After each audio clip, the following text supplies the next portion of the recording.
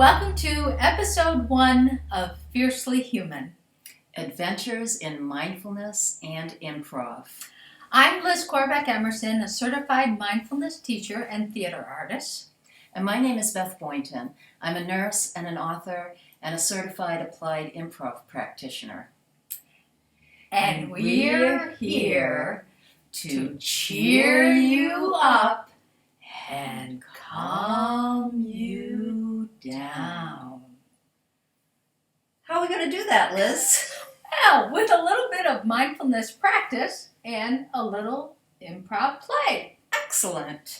And we'd like to start with a little mindfulness practice that we call settling in. We start all of our classes and workshops this way.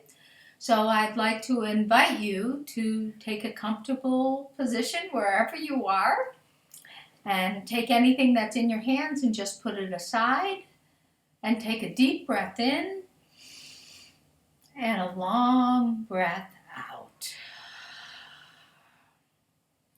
And we're just going to take a few moments to settle in and arrive at the present moment.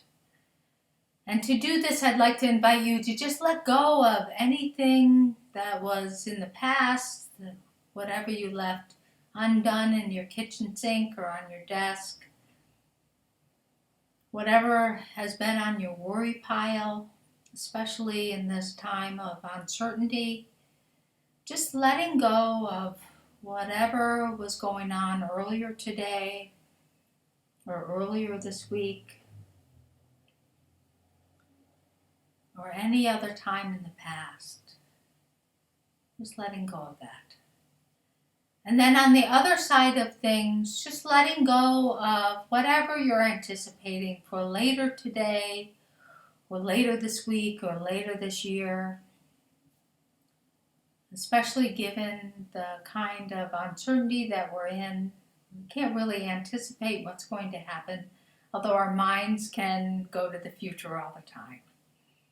And then we can turn our attention to the present moment by just noticing what's it like to be you right now.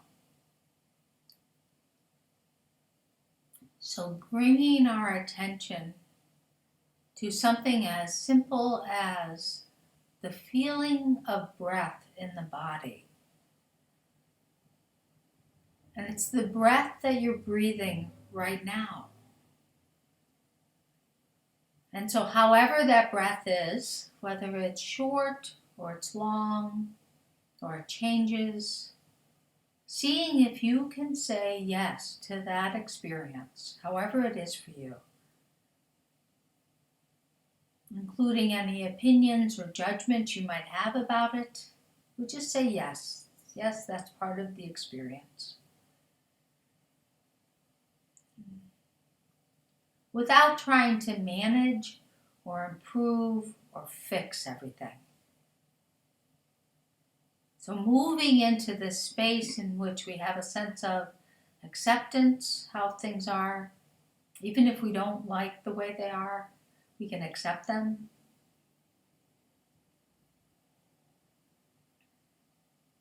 We can be present with our experience. So taking a moment to just notice the feeling of your breath in the body. Allowing the mind to settle into that experience.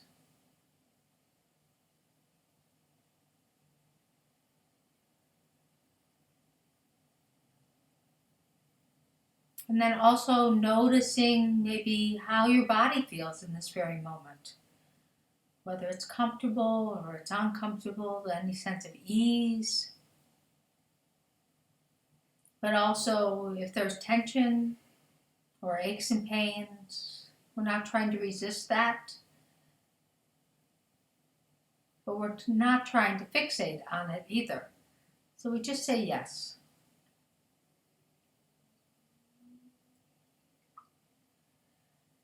And then noticing maybe what's in your heart right now. Any feelings or emotions, even if you can't name them. Just saying yes to that experience.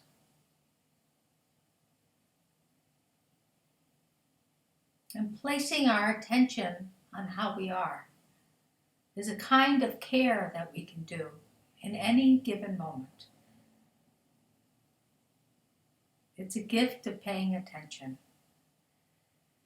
And then noticing, of course, that we have thoughts that come and go, whatever they are, and especially if there's a lot of them.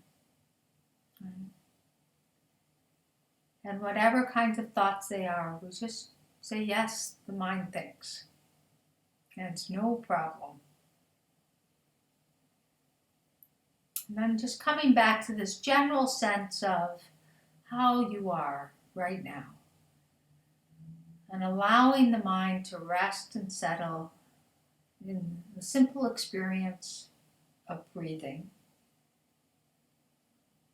of noticing body, heart, and mind. And opening up with a sense of yes, with a sense of kindness and gentleness towards ourselves. And allowing ourselves to be present. And then taking a deep breath in and a long breath out. And just letting go of that and stepping into a new, fresh moment. And if your eyes were closed, you can open them now and we'll proceed forward. Thank you, Liz. You're welcome, Beth. I'm always calmer with that process. Yeah. So we're going to talk a little bit about this idea about yes and from an improv perspective and also from a mindfulness perspective. Yeah. So in improv, that rule, and I bet most of you have heard of it, yes and. The yes is about accepting whatever your partner says. If Liz pointed over there and said there's a cow in the room, I would say yes to that. I think it's a lovely cow, but I'm not sure why it's in here. And then the and part is really about adding something to it. And in that example, I might say that cow is the one that was missing from Farmer Bill. Was in the news. I know! And it just showed up here. Yeah, it's like a miracle. I know! It's a miracle of the cow. It's a miracle of the cows. We're going to have to call Farmer Bill right away. I'm sorry, we have to cut this short.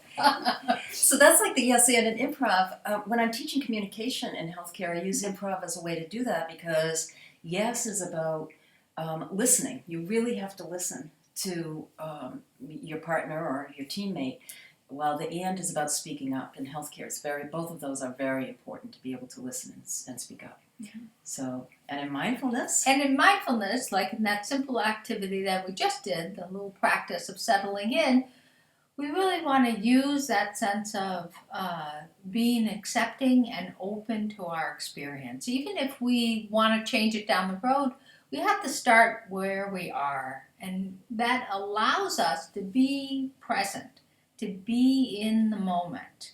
And that's what mindfulness can do for us, is allow us to be in the present so we can have a sense of responding skillfully in our lives and have a sense of self-awareness, which is really the basis of all the foundation of emotional intelligence, is knowing how we are in the moment when it's happening. Yeah, Liz and I have had wonderful experiences combining these two practices in the classroom to see some really beautiful moments of exploring and learning within and between people. And people really start to learn how to be present in a playful kind of way. Right. We sure have fun. So we thought we would play a little activity. Yes. Right? And so the activity that we're going to play is called Questions. Mm-hmm. At least that's how I learned it. And basically, we're going to create a story, Liz and I, simply by asking questions. So that's really the only rule. it's nice to have some texture of developing a relationship in the story, and developing a story in the story. So, would you like to start, Liz? Why do you always ask me that? Would it be okay if I jarred your memory here just a bit? Well, would you like to talk about the past? Why not explore it? Why not pick a time when we were together and having a good time? Remember last week? We were pretty excited. We were going to go to the movies, but then what happened?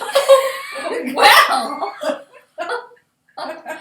who would have thunk that the movies were going to be such a kind of not so great selection, and we had to come up with something different.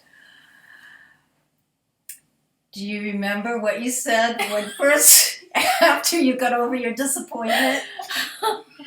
Do you think I said it too loudly in the movie theater? Were those people behind us talking about us? Do you think we offended them? What if they went home and told their friends that we were a couple of nuts? Would you be surprised if they did? Not really. So that's kind of how you play that little activity.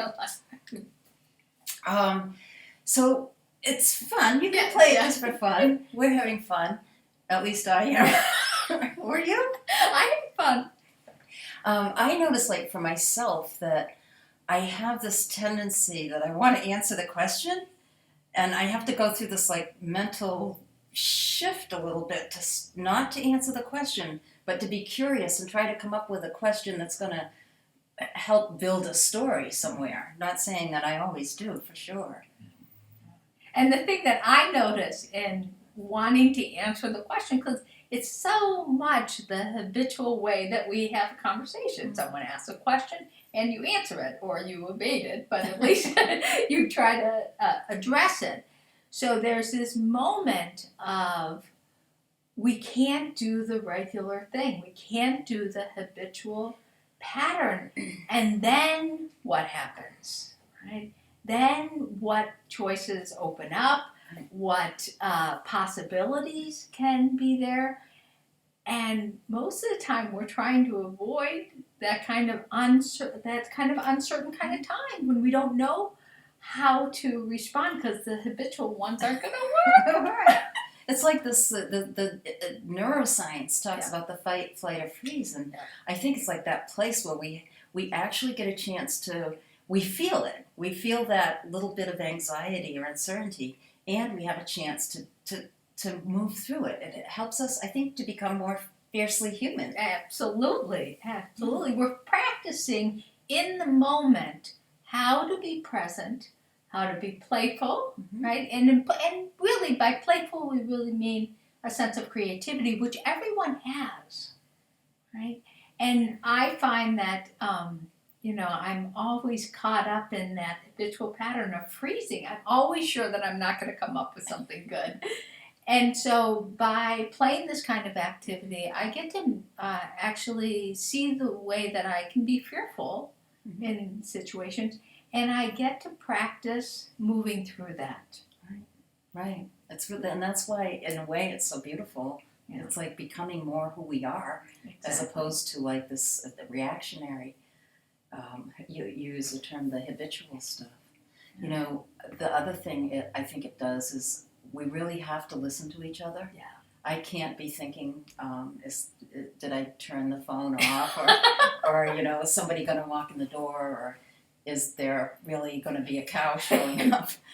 Right? I have to pay attention to what you're saying. Yeah, and that's really why it becomes a mindfulness exercise, right? Because we're really encouraged, I won't say forced, encouraged to be in the moment in order to have some kind of creative response. And And stepping out of the habitual pattern is naturally creative. Yeah. It's actually what we would call fiercely human. Yeah. Exactly. Yeah, we get to be present with ourselves and each other at the same time, having fun. Yeah. Right? Yeah, and try new things out. Yeah, yeah. So, I mean, this is activity that you can play with just for fun, or you can be obsessive like I can be sometimes and delve into reflect on, where you are at in the experience, what might be challenging for you, or what might surprise you in the process of playing. Yeah. What would you say? What we really learn, we get a chance to learn about ourselves in a way, in a sandbox in which the risk is lower, right? Because we can't figure it out at the workplace, right? You don't want to figure this out with your boss. You want to develop these skills in a safe kind of way, and that's really the way that we're presenting it. We try to create a safe environment for people to try something new, to meet their fears, to change their habits, and really step into what it's like to actually grow and change. Yeah, which we're all doing, I think, especially in these times, right? Really some challenging times for us. Yeah. Yeah. So you can use this activity at home, certainly in the time in which we're kind of stuck together. So, if you have found that you have already lost the Parcheesi parts, or if you have someone in your family and friend circle who is a chronic cheater in Monopoly, or if you, we won't name names, or if you've already gone through all the puzzles, you could take out the little questions game and see if you can form a story together and have that sense of that kind of collaboration. Yeah. Right? Yeah. It's really fun. We really hope you have fun with it. Yeah.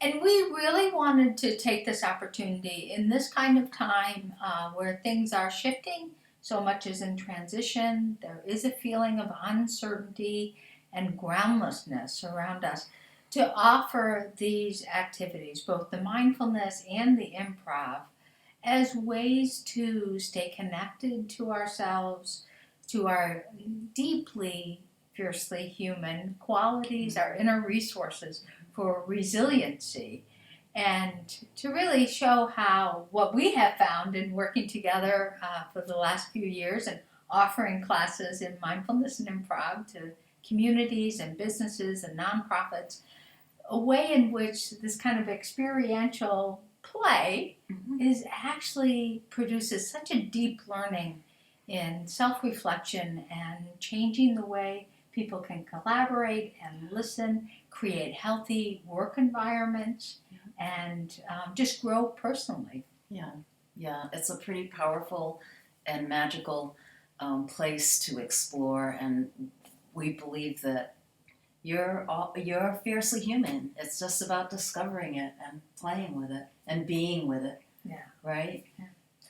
So we're so happy that we could cheer you up and calm you down. So to conclude, we'd like to invite you to put your hands over your heart. Take a deep breath in. Long breath out. Take a moment to appreciate your efforts. Not how you're doing, but the effort you might be making to be present and to be playful in your life. And let that sense of inspiration come from your efforts, and continue to practice whatever contributes to your sense of playfulness and presence, so that we might all be benefit to all people. So deep breath in, long breath out, letting go of your hands, opening your eyes, and being in your life just the way you are, fiercely human. Yeah. Thanks, everybody. Yeah, we'll see you again. Bye.